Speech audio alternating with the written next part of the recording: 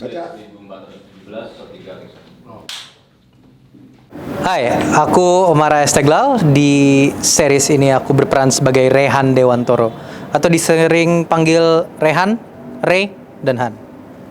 Dan see you di Cinebox. Oke? I'm so excited.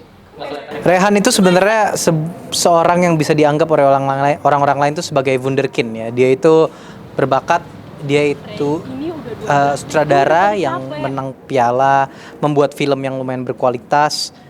Cuman Rehan ini adalah anak dari sosok Jagat Dewantoro.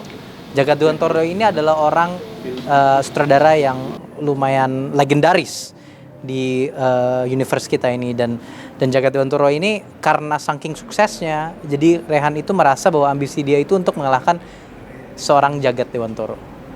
Padahal sebenarnya dia sangat pintar dan sangat dikagumi oleh banyak orang. Proses praproduksinya lumayan ekstensif, lumayan panjang ya. Ada banyak perbincangan antara aktor-aktor dan sutradara, dan juga ada acting coach ya yang menjaga kira-kira kita reference karakter per karakternya itu seperti apa.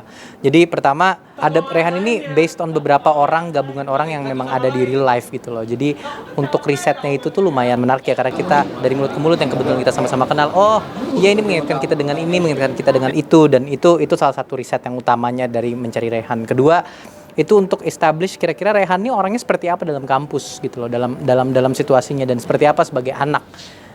Jadi lebih banyak sekali riset-riset kira-kira Rehan ini gesturnya seperti apa, cara ngomongnya seperti apa, cara duduknya seperti apa, dan cara memandang orang yang dia lihat di atas dia dan di bawah dia itu seperti apa, kayak gitu.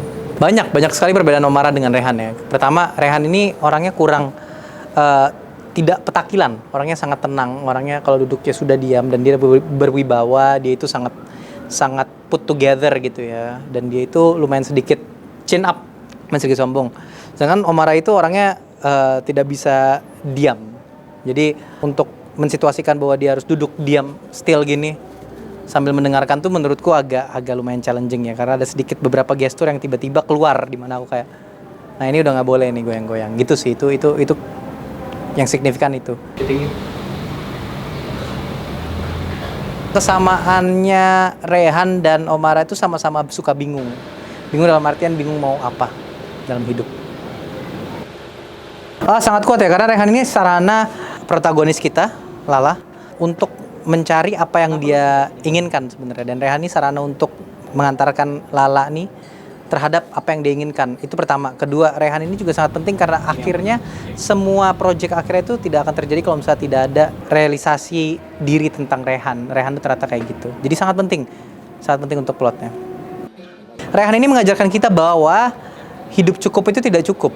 Hidup senang itu tidak menenangkan, dan hidup mewah itu tidak seindah itu.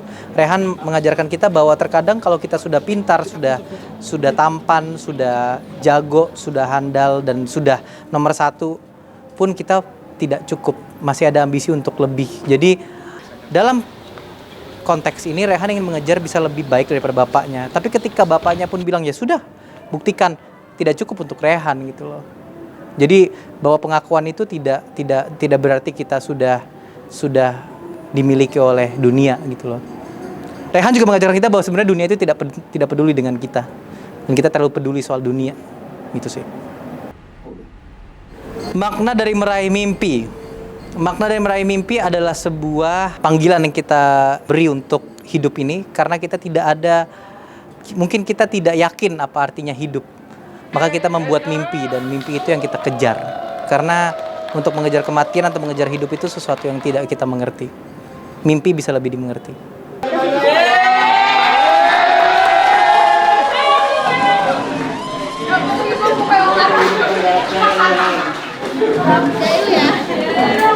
Terima kasih juga buat Pak Nabi.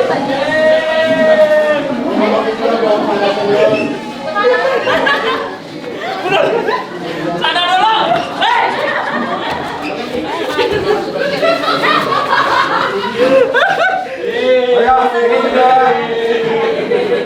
Mata. Hai, aku Omara ingin mengajak kalian yang cantik dan yang ganteng untuk nonton Chinlock hanya ada di Vision Plus.